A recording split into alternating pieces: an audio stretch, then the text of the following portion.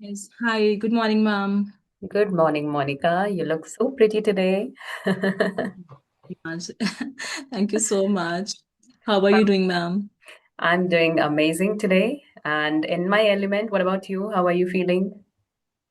Absolutely fine. I'm feeling great and I'm over the moon since I've been waiting for this moment for a very long time. This Mhm. series was just a pretext, but actually I wanted to talk to you and I can't be happy more. Yeah. Same here. I think the feelings are mutual, and I was also waiting for this conversation for so long, but because of some or the other reason, we couldn't meet as per the schedule, but still, we're here. How is everything? Everything is fine, ma'am. Amazing. It's going really well. I've taken my YouTube journey now. I'm all immersed with my YouTube channel. I'm taking sessions as well. So everything is going well. I'm so happy that I've carved out a path for myself and now I'm learning and I'm able to guide people as well. So that is a different kind of feeling altogether when you know that okay, people get inspired by watching your videos and they like you and they are being helped. So that is the best feeling ever. So I'm Mhm. really relishing that part. I feel that all of us, those who are in the same niche or on the same journey, they're doing the same thing and it is actually helping them, like YouTube channels and teaching simultaneously. So it actually helps. Very basic thing to say, but it's a great help, isn't it? Actually, and I think this learning is something that, people have, it was a big deal for them. But now when they think that, oh, it's not that bad, it's not that, Mhm. difficult, then they can always find relevance with those people who are able to do it, who are able to do it easily. That is why maybe there's a huge role of being a YouTuber. I don't Mhm. take pride in that, but I think I take pride in the fact that we are able to help people. So Mhm. somewhere this connection that we are able to build is something to be proud of. Right, but why don't you take pride in being a YouTuber? That also takes a lot of guts. Yeah, somewhere I don't take pride in the sense Mhm. that maybe I think I'm still a learner and I have still there's a long journey to go. I still have to learn a lot of things. So maybe there I have that thought process. But of Mhm. course I'm very, very happy and delighted to be a part of that. And I always nurture this feeling. Yeah. That's wonderful about you. And your journey is also really inspiring. So you're not just helping yourself on this journey, but you're also helping many other people outside. So that's really great about you. And I'm also witnessing your journey. I follow your YouTube channel and I keep on watching your videos, students' videos on YouTube, their testimonials. So it really feels great. Thank you Okay. so much. That's a compliment. All right, Monica. So we are here today to discuss a very important topic, and that is shared parenting. So I thought it's really a very important topic to discuss because many women or many parents in general are going through this dilemma or this struggle, we can say. There is not a particular word to define what they go through, but it is definitely something to discuss or something to simply let out whatever thoughts we have in our mind or in our hearts. So let's just share all of those today. Back in the time, we all know our parents had some defined responsibilities, like our fathers used to go outside and they were the primary breadwinners, while our mothers used to stay at home and take care of the home and kids. That was the responsibility, purely defined. There was nothing else that they had to take care of. So it was quite clear. But in today's era, the things have changed, and for the betterment of the society, I would say women are more independent now. So now both parents are working. And when it comes to kids, then there is a big question mark: who will raise the kids? Or should both of them raise the kids equally, or the responsibility should be shared or not? There are many questions. And because of this, many conflicts happen on day-to-day basis in many houses. We haven't seen them, but I think we can definitely feel it because conflicts are definitely there when it comes to kids, because that is also a big responsibility. Plus, we love them, right? So we do not want to compromise when it comes to kids. Otherwise, people are actually compromising their career and other things in lives, but not kids. So that's a big question. So I want to ask you, what is parenting to you, and who do you think should take the responsibility of raising a kid when both parents are working? There is a saying, it takes a village to raise a child. And when a child is there, then it is not the responsibility of parents only, but of the entire family. Yeah. And when it comes to responsibilities, then we always talk about that responsibility to be shared. We think of that way. We think that it has to be shared. But when it comes to a child, I think then everything has to go hand in hand. But this is something very, very important. So for me, parenting is you become a mother, you become a father, and then there is one word that strike my mind is love. Parenting is love for me, and there is no better way than loving your child, of parenting. And I think that is the best way out to actually nurture your child. You should have this perception that, oh, I have to love my child.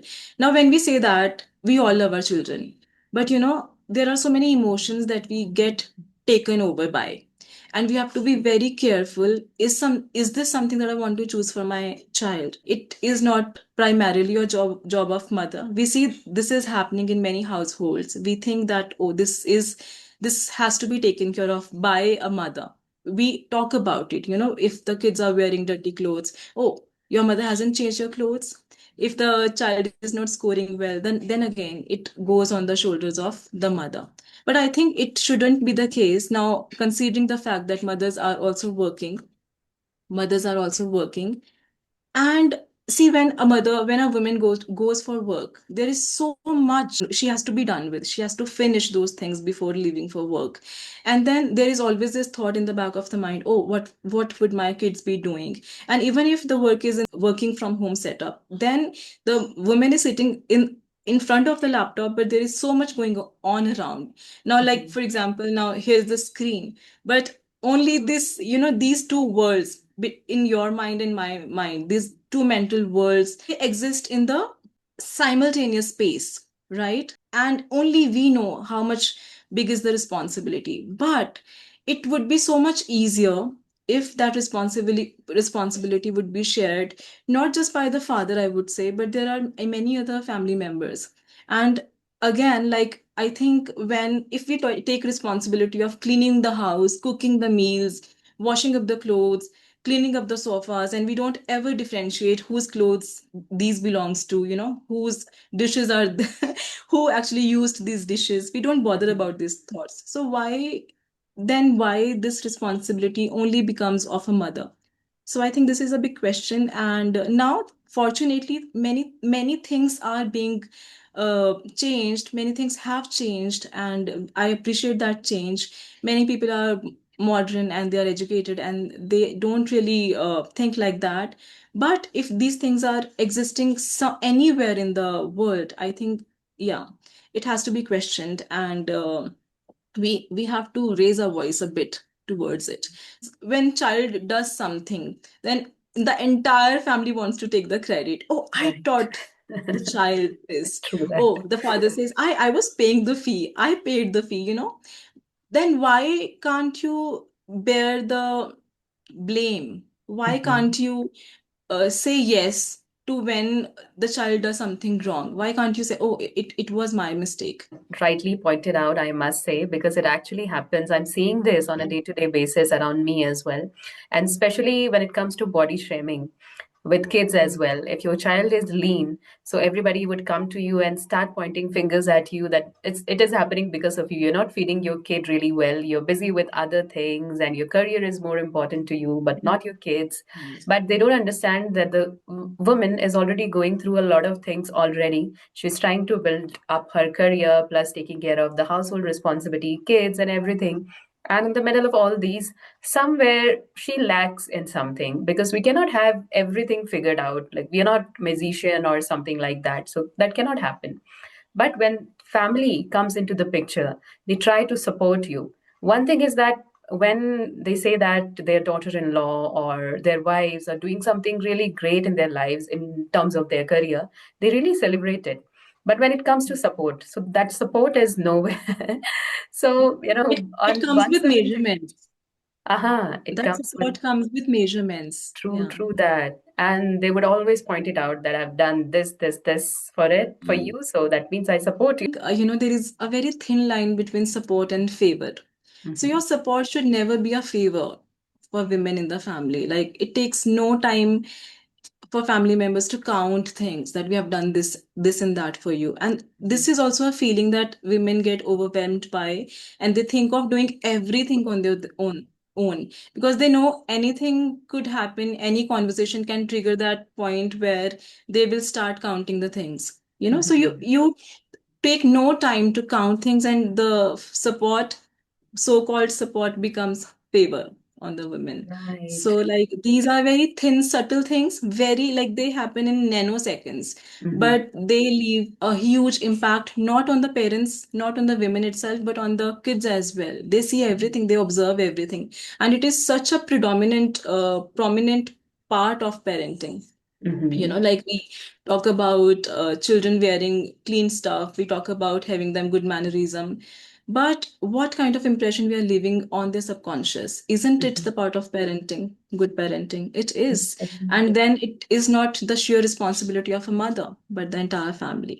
Mm. True that, true that. Even our kids also learn from their parents. When they watch their parents sharing responsibility, they also learn from them, and they'll also become responsible adults tomorrow by watching their parents. Because only preaching won't help, but you need to model that kind of behavior in front of your kids, right? Yes, And absolutely. there is this another thing, which is similar to support, like help. If somebody does something for you, they say that I helped you, or somewhere we also say the same thing, that thank you for helping me. And it was a Mm. great help that you mopped the floor today, or you did the dishes, or so on. So that help word is also really vague and heavy as well, because Mm. somewhere you are burdening yourself under that favor, that they help me, they're helping me, even if they do Mm. only one simple task. So I think that shouldn't be there. That help shouldn't be there, because again, it's not the sole responsibility of the mother to take care of the household and kids. It is shared responsibility of all the members of the family, right? So I think we should not impose that word when it comes to sharing responsibility. What do you think? I agree with you. Like I think these are implied duties, like these are duties. It's not, again, it's not something to be imposed. We shouldn't make that so heavy that the other person feels suffocated under the weight of that word.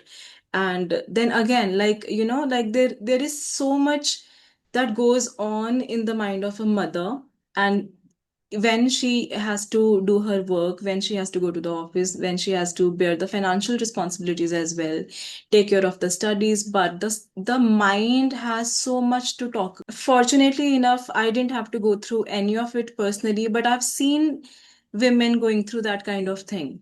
And they're afraid of the other family members.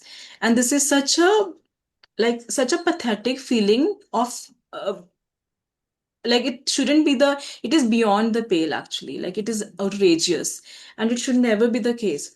But then see what kind of family system it is when a woman or a member is afraid of the other family members. Like this is so scary, and this is so jeopardizing for your growth, for your everything. And then you talk about parenting. Like we have to self question, we have to question ourselves. Are we going in the right direction? Are we justifying, or yes, like I think the perception has to be changed. It is not the matter of education, it is the matter of awareness and perception. We Mhm. have to, even when we are keeping the environment very supportive for each other, then it has to be like that. It is the right way. And there is no need to count that thing because it is the right way. Like we point out the mistakes, we point out the wrong things. But when something is right, then it is right. It is the way it should be. Then we should not tell this thing to the women that, oh, I have made it right for you. Then you are, by saying these words, you're actually being assertive about this fact that I have done that for you. Like then it becomes a favor. Then it is not, then you like, then you are, it was a pretense. It would feel like that. Mhm. So yeah. Yes, I can also completely feel that because somewhere I've also felt this in my real life, but somehow I got rid of this feeling that people are helping me. So I think that women need to get rid of this feeling first. They need Yeah. to be self-aware that there is no such word when it comes to shared responsibility. Help is not at all there. So if they are doing something, so they are also doing it for the house. You're also doing it for your home, for your family. Same goes for them Yes. as well, right? So that should be Right. definitely there. And you might have also noticed this thing that when women do things for their family, for their kids, so they are often taken for granted. They are not appreciated. But when men do just one thing for their family, so they are appreciated. Maybe they're helping their kids with their homework, and people start saying, "You're an amazing dad." Like nobody does that. How are you able to do that? But women are never appreciated for what they are doing on daily basis. They're doing such things on a daily basis, but never appreciated. So, what do you have to say about this? I think self appreciation is very important, ma'am. Like I really appreciate myself for everything.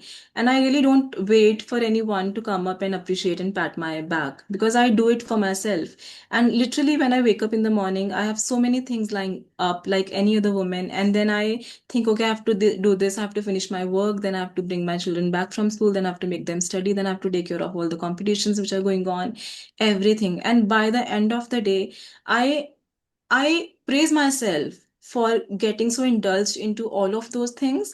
And I take so pride in doing that. And I teach my children that you should appreciate mama that I'm doing. Of course, that's my duty. But I let this thing know to them so that they never forget. They should have this thing in their mind that we are taking the effort and energy to do things for them. This is my duty, and I really appreciate for the things that they do for me now. Like my kids have now, they are not that young, and like I've taught them, you have to pick up your own plate, you have to pack your bag, you have to straighten the bed sheet. So these are very tiny things, very tiny gesture towards life, but that's how I make sure that they learn something Hmm. outside the world of or boundaries of school, and they have started learning these things. And I appreciate them, the thank you that you have done this for me. And the Hmm. relationship, we reciprocate to each other, and they are learning from me, I'm learning from them. They are doing some things for me, I am doing many things for them. So but I want them to realize this. And yeah, like like I would really like to emphasize this point, especially for women. Like you don't have to wait for approval or validation. Validate your own work, validate your own efforts, validate your own actions. So whatever you do, just celebrate that. Hmm. And when you will appreciate it, literally you would not feel the need you know uh, to wait for somebody to come and appreciate you. Hmm. And literally when you do that, other people will do the same. It comes when you do something, whatever it is, the same thing you project out, and the same kind of response you get from the outside world. So that's my take on that. That's how I do it. And like it is something which is little away from the topic, but I would like to highlight that thing also. For my English learners, I would like to say this thing: appreciate yourself for your efforts, like praise yourself, the kind of speaking style you have. I do that. I make many mistakes. But regardless of everything, I'm so happy that I speak like this. And I like my voice, I like my expressions, I like my body language. So you have to like yourself. And Hmm. there's some kind of magic in that. That's great. And I must tell you that when you were talking about kids and reminding them that your mothers are putting so much effort in raising you and all that, it sounded really easy from your mouth, but it is not as easy in real life, I tell you. I also tell my kids a lot these things that you should do this, that. I tried gentle parenting and then strict parenting as well to teach them simple values of life or simple daily etiquettes that they should show when they are at home or when they are outside in general. But only by saying things, they do not actually do it. So they need to see people actually doing it, right? And it shouldn't be only you, because when they see you doing all the stuff in the house, all the work in the house, so they perceive it as your duty, that my mom has to do all these things. It's her responsibility. She is supposed to do that. But when they see other people also doing this household responsibility, taking care of household responsibility and doing daily chores, so they would learn it more easily. Like instead of preaching things, children learn by watching adults or their family members. So that would be easy. So before teaching children, we need to teach adults first, I guess, adults of our houses. Yes. Right, right. That is true. But again, there are many things which are not under our control. And people can be stubborn. They can be really obstinate, and you can't convince everyone to take care of that thing. And Mhm. uh, and I think again, like you said, something about making it a model for them. That's perfect. But again, like not everything is under our control. And what I feel is children are more aware than the adults. They sense everything. They're very smart. They're super intelligent beings. Sometimes we don't even give them the reason for certain things. We are upset, we are not in a good mood, but they sense it. How? They are very, very aware. And this is the time, if you handle it efficiently, they can turn into gems. They can be really good human beings. Mhm. So, and I think if you cannot change other people, still there is a lot in your capacity being a mother. That's what I feel. Because again, like, I always ask my husband to attend parents meeting. That's a very small example that I'm giving you. So he comes with me. He was a bit reluctant at first, but now he has started going with me. So my children see that participation. And there are many other areas where he's totally absent. Like we play together and I have to participate because now, we have some innovative games and children can't play them on their own. So I do it every time. But then I have to take care of that. And I always tell, especially to my son, you have to be responsible. Don't think that everything has to be done by your sister. So when I ask my sister or my daughter to go to the kitchen and keep something or to bring something, I'm very mindful of giving the same kind of command to my son as well. And they know, okay, if it comes from mama, we have to do it.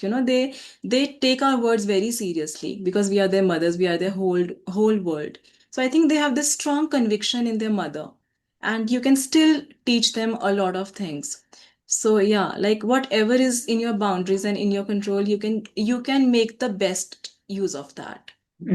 That is so true. But at the same time, I feel that we want to teach a lot of things to our kids, and especially because of social media, that burden has increased, right? So we want to Yes. teach a lot of things to our children, but it is overwhelming at the same time because we are already busy in our own things, our career, daily household responsibilities, and then this another addition in our responsibility that we have to teach many more things to our children when it comes to education or maybe other activities, extracurricular activities, or something that they should learn with There's the so technology and with changing world, something that they need to learn. So that pressure is also, it's not on the women, but somehow we take that pressure that it is my responsibility to teach my kid everything.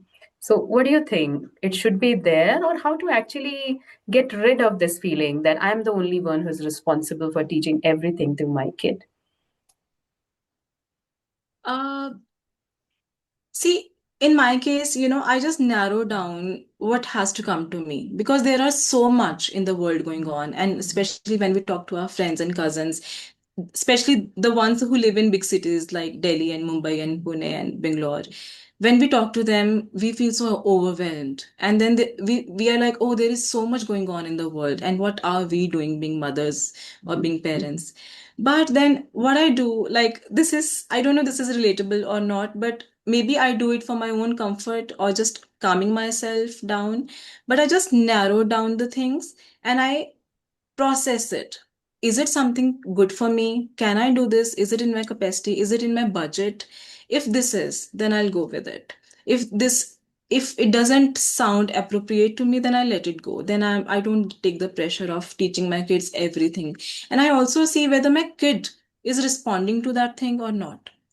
And like my daughter, she's 6 years old, but I have never given them pressure of anything. Like, I think, once I listened to Sadhguru, he was talking to Alia Bhatt, and she asked him something. And in his response, he said, a happy parent is a good parent. A worried parent is not a good parent. And that resonated with me a lot. If I will start taking stress of many things, my child will become that version itself, himself or herself. So, like, maybe I have small things or a few things that I'm doing for them, but I have to feel content and happy while doing them. And they will be happy while doing the same things. So a couple of days ago, we went to a competition. It was a painting competition. Now both my kids are like, they do it fine. Like, they are not really good painters, not great painters, but they do it for the fun. And I thought, okay, let me take them to that premises, and we went. They did well. I appreciated them. The story was ended. Now, I didn't, when we came home, I didn't give them the pressure. Why didn't you win? Why didn't you get the prize? Because I didn't want them to have that feeling. I just want them to feel happy about their participation. So I think these are very subtle things. These are the focus on vocabulary that you use with your words. One sentence, you didn't do well, versus, oh my God, you were so good today. So it doesn't have to be a big project, but one sentences versus one sentence, one positive versus one stressed sentence, and can make a lot of difference on your child's psychology and mind. So, like, I would just say that just narrow down the things and think, it's possible for me or not. My child will feel happy doing them or not. If the answer is yes, accept it, do it peacefully, not on the cost of sacrificing your peace.